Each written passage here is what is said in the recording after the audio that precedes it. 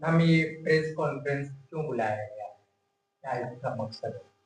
ये press conference जो है वो हमारी मौजूदा जो सरकार है, उन्होंने जो जातीय जनगणना करवाई है, भूमि सर्वेक्षण करवाया है, करवाया तो सब कुछ है, लेकिन जो लाभार्थी थे जिस मकसद से वो कराया गया था उस पे कोई अभी तक आगे संज्ञान नहीं ली गई है। आगे क्या करना है वो हमें अभी तक कुछ बताया नहीं गया है। तो हम उसके लिए हम ये जानना चाहते हैं सरकार से कि जो आपने भूमि सर्वे जातीय जनगणना करवाया, जातीय जनगणना में आपने 500 करोड़ रुपए खर्च कराए, 2 साल लगे, उसमें आपने ये कहा कि जैसे 7 नवंबर 2023 को उन्होंने विधानसभा पटल पे जातीय जनगणना को रखा। उसके बाद 22 नवंबर 2023 को उन्होंने कई सारी घोषणाएं की। उन घोषणाओं में उन्होंने जो कुछ भी घोषणाएं की वो आज तक जमीन पर उतरा नहीं है।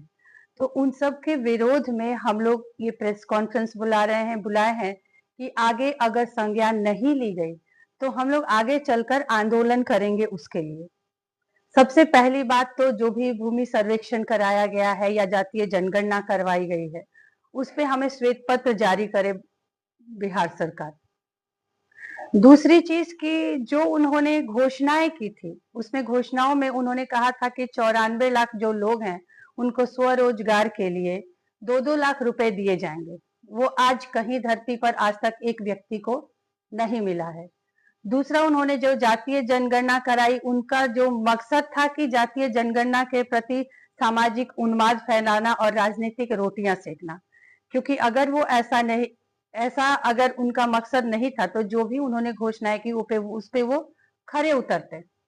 उसके बाद उन्होंने ये कहा कि जो दलित समाज के जो भूमिहीन लोग हैं उनको 50 लाख लोगों को वो जमीन देंगे 3-3 डिसमिल, जो कि आज कहीं भी दिखाई नहीं दे रहा है। 2,34,000 परिवार को जमीन मिली है अभी तक। वो कागजों में जो मतलब सरकारी आंकड़ों के हिसाब से उसमें 1,20,000 लोगों को तो सिर्फ कागजों पर ही मिली है, उनको कहीं जमीन मुहैया नहीं कराया गया है फिजिकली। तो ये सारी चीजें हमारा मानना है कि जो भी जातीय जनगणना ये कराई गई आखिर क्यों करवाई गई और इतने पैसे उस पर खर्च किए गए। दूसरी चीजें है कि जो उन्होंने भूमि सर्वेक्षण करवाया, भूमि सर्वेक्षण 2013 से शुरू हुई, आज 12-13 साल होने को है। इस भूमि सर्वेक्षण में उन्होंने अभी तक 13-14 सालों में सिर्फ 20% जो है वो अभी तक डिजिटाइजेशन हुआ है। भूमि सर्वेक्षण में भी उन्होंने ऐसी धांधली करी कि लोगों को परिवार परिवार को आपस में भाई बहन को लड़ा दिया। लोग अपने पेपर बनवाने के लिए लोगों से जो हमारी सरकारी अफसरशाही है उनको जो कागज निकलवाना है या जो कुछ भी करवाना है उन सब के लिए पैसे लिए जा रहे हैं। तो ये कहीं ना कहीं जनता को लूटी जा रही है और चारों तरफ यह जातिगत उन्माद फैलाया जा रहा है, भाई बहन में, संबंधी में, सब में झगड़ा लग रहा है। तो ये कोई भूमि सर्वेक्षण उनकी नीयत नहीं है कि हम कोई काम भी सही ढंग से करें। उनका है कि किसी भी सूरत में हम अपना राजनीतिक रोटियां सेकें। जो हमारे विपक्ष में लोग बैठे हुए हैं, विपक्ष में लोगों को ये सारी बातें उठानी चाहिए थी जो आज हम उठा रहे हैं, लेकिन विपक्ष भी ये सारी चीजें इन बातों को नहीं उठा रहा है, क्योंकि वो भी कहीं ना कहीं सोच रहा है कि कब होगा कि नीतीश जी पलट के हमारी तरफ आ जाएं, हमारा भी मौका मिल जाए। तो क्योंकि विरोधी भी इन पे जो विपक्ष है वो भी इस पे कोई संज्ञान नहीं ले रहा है, तो आज आन पड़ी है जन सुराज की जरूरत पड़ी है कि जन सुराज इन सारे मुद्दों को उठाए। दूसरा कि यही आंध्र प्रदेश और तेलंगाना का ले लीजिए, वहां पे भूमि सर्वेक्षण हुआ तो 2-3 साल में 80% डिजिटाइजेशन हुआ टेक्नोलॉजी की वजह के थ्रू, और ड्रोन के थ्रू एक एक इंच का सर्वेक्षण हो गया। लेकिन हमारे यहाँ ऐसा कुछ भी नहीं है। इन सब चीजों को विरोध प्रदर्शन करने के लिए आज हम लोग अपने अपने प्रखंड में जितने भी हमारे जनसुराजी लोग हैं और हमारे जनसुराज पार्टी के लोग, हर प्रखंड में हम लोग कार्यकर्ता सम्मेलन कर रहे हैं, इस चीज को सभी को बता रहे हैं। और बताने के बाद एक दिन हम लोग सब पूरे बिहार में पूरे प्रखंड में हम लोग धरना देने वाले हैं। उसके बाद 11 मई से हम लोग सम्मेलन हर गांव, पंचायत और प्रखंड में जाकर हम लोग मीटिंग करने वाले हैं। मीटिंग के साथ साथ हम सभी जो सदस्य हैं उनके हम लोग हस्ताक्षर लेने वाले हैं और हस्ताक्षर अभियान चला रहे हैं। ये हस्ताक्षर अभियान जो है यह 11 मई से 11 जुलाई तक चलेगा और 1 करोड़ लोगों के हस्ताक्षर को लेकर के हमारी जो ये विज्ञप्ति है इसको हम लोग राज्यपाल और मुख्यमंत्री जी को सबमिट करने जा रहे हैं।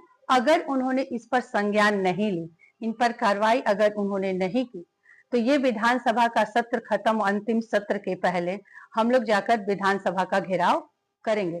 तो ये हमारा पूरा प्लान है कि हम इस पर, और जनसुराज जो है पूरे एक्शन में है कि इस पर काम किया जाए, तभी आगे जो भी सर्वे कराया गया है सिर्फ ये ना हो कि राजनीतिक रोटियां सेकी जाए और उस पर कोई काम न किया जाए और जनता को बरगलाया जाए, मूर्ख बनाया जाए। केंद्र सरकार ने जातीय जनगणना के क्या उससे आप लोग और विपक्ष की पार्टियां बैकफुट है? देखिए, हमारे यहाँ तो जातीय जनगणना कराया गया और बात बाद में वही आ गई कि अब मोदी जी जो है वो जातीय जनगणना कराने के लिए अनाउंस कर रहे हैं। बात यह है कि जातीय जनगणना कराना कोई खराब नहीं है, होनी चाहिए, पता होना चाहिए और जातीय जनगणना के हिसाब से जो लाभार्थी हो उनको लाभ भी मिलना चाहिए। यही है कि नियत अगर साफ हो और साफ नियत से अगर हम कोई काम करते हैं तो उसका रिजल्ट अच्छा होगा, लेकिन हमारे यहाँ तो नियत साफ है ही नहीं। तो वही नियत वाली बात है कि नियत से आप अच्छी नियत से काम करें तो हर चीज का फल अच्छा मिलेगा। 11 मई से मैडम आप लोग विरोध प्रदर्शन करने वाली है, तो नीतीश कुमार के गांव को ही आप लोगों ने नीतीश कुमार के गांव से हमारे प्रशांत जी ने चुना है और वो वहीं से हस्ताक्षर अभियान शुरू करने वाले हैं। उस दिन से हम लोग वो उनको अगेंस्ट विरोध नहीं प्रकट कर रहे हैं, उस दिन से हम लोगों को जगा रहे हैं और सभी से हस्ताक्षर ले रहे हैं कि ये चीजें जो हुई है जिसपे संज्ञान नहीं लिया गया, लाभार्थियों को लाभ नहीं मिला, सिर्फ उनको बरगलाया गया है, तो इसके लिए हम आगे एक्शन लेने जा रहे हैं। इन सारी चीजों को बताया जा रहा है और हस्ताक्षर लिया जा रहा है और शुरू इसलिए वहां से किया जा रहा है क्योंकि नीतीश जी ने ये काम किए हैं, तो नीतीश जी के यहाँ से शुरू किया, जाहिर सी बात है।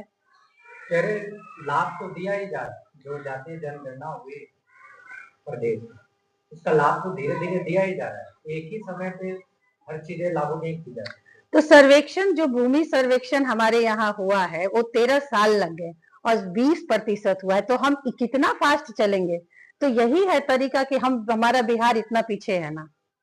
अगर इसी स्पीड में हम हर काम करें कि भाई चल तो रहा है और हो जाएगा, तो हम कहाँ रहेंगे? अभी हम 28वें पायदान पे हैं, फिर हम कहाँ जाएंगे? तेरे विपक्ष के लोग औहदे मुंह गिरे हुए इसलिए इस मुद्दे को उठा रहे हैं।